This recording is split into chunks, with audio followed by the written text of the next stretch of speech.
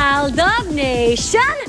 Selosa ba si Yaya Dab? Mukhang! Pero, ang sure na sure, competitive si Yaya nang ipakilala ni Lola Baba ang modelong taga Harvard University daw na inirereto niya sa apong si Alden. Silipin natin ang patalbugan nila sa chika ni Nelson Canlas.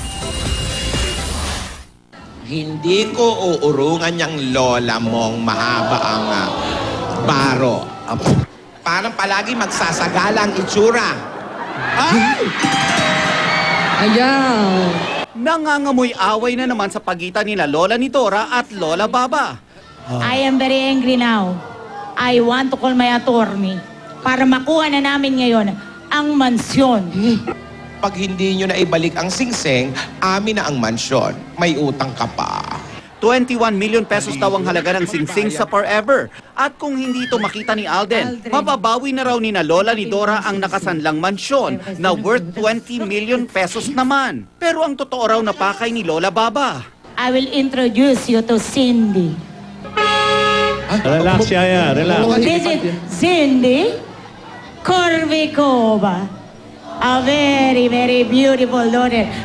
Lola, hindi may bagay. Si Cindy at Yaya nagpatalbugan sa pagmomodel.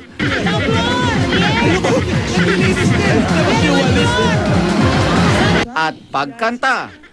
Lubluya sa taboy ko daw ugot na paidu.